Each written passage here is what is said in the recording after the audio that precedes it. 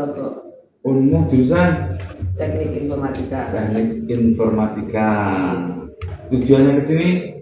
Ada wawancara terkait situs peninggalan sejarah Sirah Keteng. Oke. Untuk bahan apa? Tugas mata kuliah Pancasila. Oke. Ya. Langsung pertanyaan pertama, bagaimana nilai kemanusiaan yang adil dan beradab diwujudkan dalam perlakuan terhadap pengunjung, pemandu wisata, dan pihak-pihak yang terlibat dalam pengelolaan situs Sirah Keteng? Pertanyaannya cukup menyulitkan. Ya, karena ini hubungannya dengan tempat sejarah atau situs. Kalau menurut saya, cara kita memanusiakan manusia artinya kita tidak membedakan antara yang beragama Islam atau yang Muslim ataupun yang non Muslim. Di Muslim sendiri kadang itu kan datang ke suatu tempat atau situs itu kan ada keganjilan. Ini sesama Muslim loh ya. Apa contohnya? Contohnya pengelolaan air misalnya. Air itu ada tulisan air suci seperti itu. Ada yang menyebut air itu disucikan, berarti ada semacam pensakralan ya, atau pengistimewaan terhadap air itu. Kita kembali secara logika saja. Fungsi air itu kan banyak, terutama untuk kehidupan ya, untuk minum dan sebagainya, mandi dan sebagainya. Kalau kita ngomong di era itu berdasarkan cerita narasi-narasi yang sudah ada, itu biasanya kan orang mengambil sedikit pakai botol atau pakai apa itu semacam botol ya, itu diambil untuk apa Pak ditanya? Ini untuk pengobatan misalkan. Ini kan ya, obat kan ada rumah sakit, mungkin ada apa ya, klinik, apotek kan seperti itu. Orang menangkapnya itu biasa, musyrik kan gitu. Ada enggak yang seperti itu? Berarti percaya terhadap air itu kan seperti itu. Nah, menurut saya seperti itu tidak usah kita bahas. Artinya kan kembali ke masing-masing. Kalau mereka menganggap itu obat dan itu karena sugestinya tinggi sehingga dari penyakit itu sembuh, ini kan kembali kita ke Allah. Berarti kan kehendak Allah. Obat pun kalau kita sugesti ini tidak manjur, ini tidak akan sembuh sama minum, tidak sembuh juga kan tetap kembali ke Allah. Jadi kita tidak berhak untuk itu haram, itu musyrik, kan tidak seperti itu. Ya loh. Nah, ada lagi di situ identik ada pembakaran apa itu dupa, apa itu kemenyan, apa itu apa yang padang-padang yang di kayak Cina itu apa? Dupa ya. Oke. Kalau kita bicara tentang dupa, orang bakar kemenyan atau dupa itu tadi, itu orang, terutama orang Muslim. Dan di Muslim sendiri kan ada duanya. Ada Muhammadiyah, ada NU, ada LDI, ada pahamnya. Islamnya sama, tapi kepahamannya kan berbeda-beda. Nah, di situ kita memanusiakan orang itu, jangan menuduh itu musyrik, itu haram, itu tidak boleh. Jadi di situ silakan terhadap orang atau pengunjung itu melihat hadir di situ, tapi tidak boleh menjelek-jelekkan, mengkritisi menurut dia. Kita secara umum, kalau di Indonesia ini kita hidupkan bermacam-macam agama yang berbeda-beda dengan suku yang berbeda-beda, kita harus menghormati kan. Anjurannya seperti itu kan. Jadi yang berwenang ini musyrik, ini haram, itu kan cuma Allah. Kalau kita sebagai manusia sudah mengklaim itu musyrik itu terhadap orang yang sebenarnya kita tidak tahu, itu berarti kan memakai wewenang Allah dan haknya orang itu. Kamu misalkan di situ melihat orang bakar kemenyan, karena identik di Jawa sendiri, di lingkup Muslim terutama, kemenyan yang di Arab sama yang di Jawa ada dua nama toh, menyan Arab, menyan Jawa, menyan Indonesia. Kemenyan itu asalnya kan dari Indonesia, Jawa pun juga dari Baros. Nah, dari sana. Kemudian karena itu di Arab sana tidak ada bahannya, impornya dari Indonesia dibawa ke sana dinamai menyan Arab kan. Kalau orang sini, orang Muslim katakan sebagian, kalau membakar menyan Arab tidak apa-apa. Tapi kalau yang dibakar menyan selain Arab, merek Arab, ya saya kan ada nggak sebetulnya? Nah, itu kita logika saja. Kalian kan akademisi, wong cerdas, bisa dibedakan ya?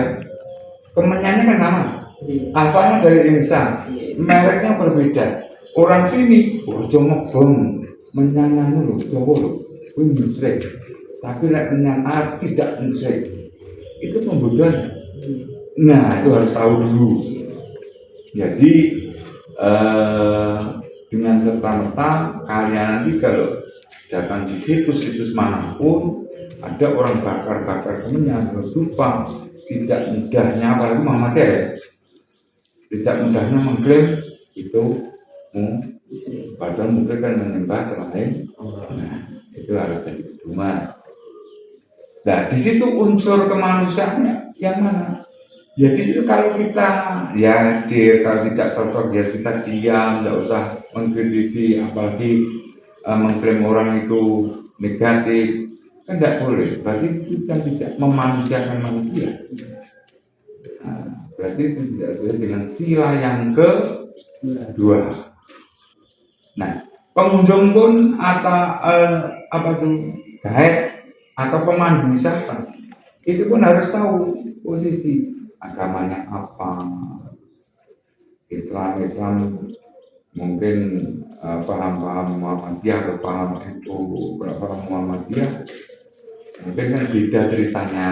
Kalau NU pun beda ceritanya kan harus bisa membedakan. Nah, itu nanti akan terwujud sila yang kedua seperti itu. Itu. Jadi itu pun saling toleransi, Betul, saling menghargai. betul. Ya. Pertanyaan kedua, bisakah Bapak menjelaskan secara singkat tentang sejarah dan situs Sirah Geteng dari awal penemuannya? Kalau awal penemuannya berdasarkan cerita itu kan kita tidak bisa menerangkan, cuman sepenggal itu ada cerita 3 versi Mataram kuno atau Jenggolo, kemudian versi wayang pelakunya Werkudara, dan versi Suryo Ngalam Bathara Katong. Nah, dari alur cerita yang ada itu alurnya sama, tapi pelakunya berbeda-beda dari. Nah, secara singkat saja kalau diceritakan penuh kan banyak. Singkat saja, terjadinya pager, terjadinya gunung Manggringan, terjadinya Lewan, Beringin Subo, Beringin Anom, Blagan, Bancangan, itu ada di cerita itu. Terus di YouTube ada ceritanya ya. Nah, singkatnya sampai di Bedingen ini kan kejar-kejaran. Iya. Itu terpenggalnya, terbunyinya di situ, kemudian bau leteng-leteng, kemudian dinamakan sirah keteng.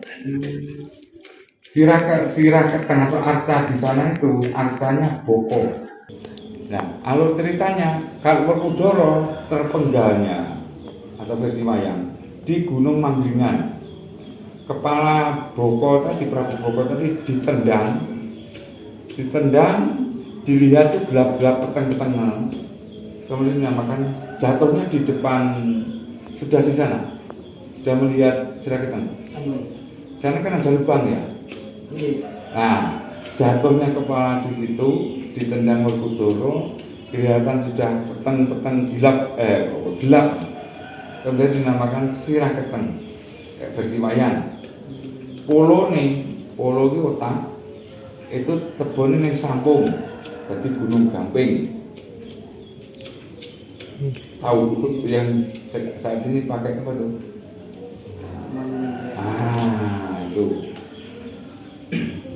Itu versi wayang. Kalau versinya Surya Ngalam di Ponorogo ini kan identik warok, ya. Iya. Warok itu terciptanya dari sini. Jadi penggemblengan atau sekarang terate anak-anak yang umum, terate yang banyak ya. Pencak silat itu sudah wisuda, itu kan ya lebih sakit menjadi maga seperti itu ya. Nah itu pengesannya di sini oleh Ki Ageng Kutu. Kemudian itu boleh disebut warok yang sudah disampaikan. Dari tempat penggemblengan ilmu dari Ki Ageng Surya Ngalam. Versi Nenggala alurnya sama, panjang diceritakan sangat. Sini itu yang membunuh tadi, Putra Jenggala Raden Bambang Majarwono atau Ki Hajarwilis karena bersemayam di lereng Gunung Wilis, kemudian bergelar Ki Hajarwilis, tapi nama yang sebenarnya Raden Bambang Majarwono. Ya matinya Boko itu oleh itu perang dengan Bambang Majarwono, Putra Jenggala, baunya leteng-leteng, penggal tadi, akhirnya dinamakan sirah keteng. Dulu juga pemandian putri-putri Jenggala. Tuh, ini cerita sepegal-segal, alurnya panjang dan saya dulu saya tulis di sana, tapi sudah hilang kemana nggak tahu. Nanti di sini juga ada. Kalau versi yang lain, ini di eranya jadi tanah sirah keteng itu tanah penghargaan. Kalau dulu tanah perdikan tidak pakai pajak, diberikan kepada Marjaya. Marjaya saat ini pun belum ditemukan makamnya di mana, Marjaya itu keturunan siapa, itu belum ditemukan. Era tahun 1126, ada yang menyebut era 1104, era Raja Srijaya Parsa Digya Sastra Prabu. Itu kalau di catatan itu Raja Kadiri kedua atau Kadiri dibagi dua, Panjalu sama Jenggala, itu di Jenggala-nya. Nah, saat itu wujud penghargaan itu berupa prasasti yang saat ini disimpan di Museum Nasional. Nanti suatu saat akan kita ambil, kita duplikatkan. Itu segelas. Ada yang lain? Pertanyaan selanjutnya tentang tradisi lokal dan transformasi nilai. Tradisi atau kearifan lokal apa saja yang masih dipertahankan masyarakat terkait sirah keteng, misalnya pantangan, upacara atau cerita rakyat seperti itu. Kita di tiap tahunnya mengadakan genduri. Di sebelum genduri kita narasikan cerita tentang sirah keteng. Sirah keteng sejarahnya kayak apa kita sampaikan, kemudian kita genduri selamatan. Gitu. Melibatkan warga, tokoh-tokoh, biasanya di bulan Suro. Yang bisa dipertahankan itu biar bertahan ya ceritanya kita narasinya tiap tahun kita sampaikan, sekaligus sebagai hari jadinya ada karena di situ tertulis jelas tanggal, bulan, tahun jelas.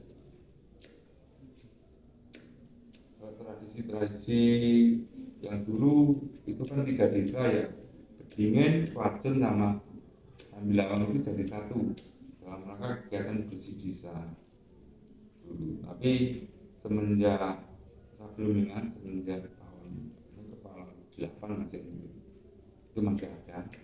Terakhir di tahun 1908 berapa gitu mungkin terakhir.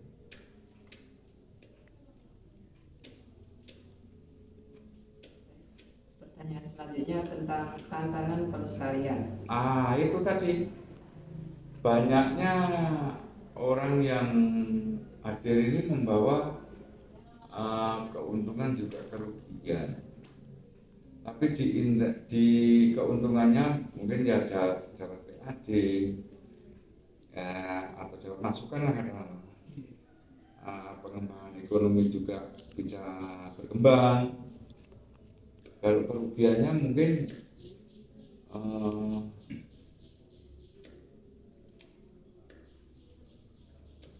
orang kan bermacam-macam ya. Orang datang itu kan kadang bawa sampah, kadang ya coret-coret. Itu sebenarnya kan tinggal pengelolanya. Kalau dihindarin sendiri itu bertentangan antara itu ya, musyrik dan tidak musyrik. Namanya tradisi, kalau kita ngomong tradisi itu kan identik hal yang mistis mungkin lupa atau kemenyan. Orang yang paham lain mengklaim itu musyrik, akhirnya orang jadi takut. Jangan-jangan niatnya bukan musyrik, niatnya cuma tradisi atau adat, dianggap musyrik seperti itu.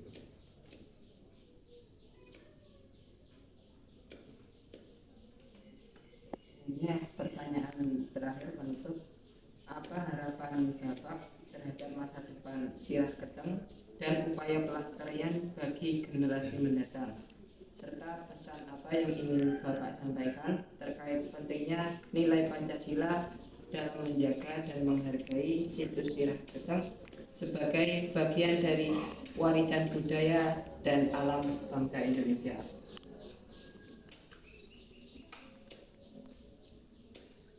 Pertanyaanmu mah komen dia. Bukan dia. Ngomong ini. Ya kita tetap mengharapkan karena kita ini orang Jawa, ya tentunya dengan tradisi yang ada, budaya yang ada, atau adat yang kita miliki ini harus kita cara menjaga. Ya banyak yang sebenarnya cara-cara untuk menjaga tradisi itu kan. Artinya ini tradisi dengan agama itu ya harus dibedakan, jangan dicampur. Kalau dicampur kan ya akan terjadi sesuatu yang bertentangan. Mungkin ada yang satu dua mungkin yang nyambung, ada yang kalau kita memahami itu sebenarnya ya satu hal yang berbeda-beda apa ya, teknis atau cara. Misalkan kita berbaju kan macam-macam, tapi intinya baju kan untuk menutupi Seperti itu. Ya, hal itu yang perlu dipahami. Jadi harapan kita sirah keteng itu karena di Ponorogo ini yang seperti itu kan jarang boleh dikata ada desa yang ada arcanya seperti itu, ada pemandian atau padusan kalau dulu, atau petirtaan kalau zaman dulu, masih nyambung satu lokasi. Ini kan saya kira ya terutama dinas yang terkait itu juga hadir seperti ini tadi dari Unmo, ada kajian, kemudian harapannya kan ada buku yang menceritakan tentang sirah keteng, keberadaan sirah keteng, tahun berapa, era siapa, rajanya siapa, kalau adanya kerajaan mungkin. Itu kan kita tidak kehilangan jejak tentang sejarah kita, terutama sejarah di Ponorogo ini kan situs tua juga. Dan sayang sekali kalau tidak dirawat, tidak dilestarikan. Hubungannya dengan Pancasila ya jelas. Dan kita punya sesuatu malah dianggap tidak ada. Malah yang dibangga-banggakan malah dari luar. Ya toh? Itu harapan kita cinta tanah air itu di situ. Tradisi ya tradisi, agama ya jangan dicampur-campur jadi satu sehingga terjadi konflik. Itu harusnya bersatu, beriringan. Nah akhirnya kita tidak kehilangan jati diri kita. Kan ada museum juga, adanya museum itu juga harapan kita kan kita tidak kehilangan jejak tentang jati diri kita juga. Harapan saya generasi penerus nanti akan tahu kembali lagi ke asal usulnya dari mana. Asal usulnya bukan dari Amerika, bukan dari Arab, bukan dari negara lain, ya kita dari khususnya Jawa, Ponorogo. Ya Ponorogo ini kita pertahankan reoknya, tradisinya.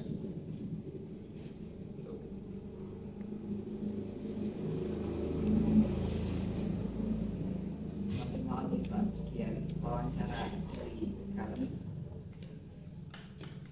Terima kasih telah menonton serta memberi pelajaran bagi kami tentang itu sejarah sirah keteng.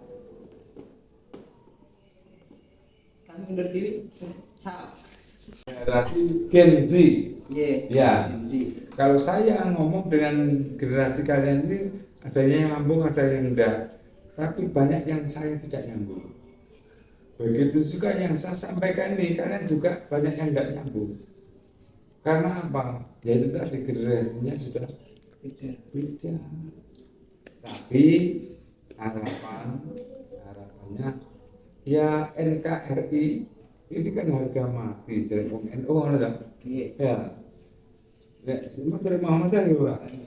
Ya, oke, Muhammadiyah bareng loh. Jadi Indonesia ini seperti pencalonan Pak Presiden, orang-orang pejabat-pejabat di sana. Tahun 2045 kan generasi emas. Nah, generasi emas ini tentunya kan yang tua-tua nanti akan kembali lagi ke tanah, diganti yang muda-muda. Ya toh? Harapannya generasi penerus nanti bisa meneruskan cita-cita para pahlawan, para pemimpin-pemimpin yang terdahulu, sehingga Indonesia tidak berubah. Indonesia lebih baik. Indonesia dari negara maju. Nah, saya nanti kalau masih diberi hidup kan tinggal melihat. Lebih cinta lagi ke Indonesia.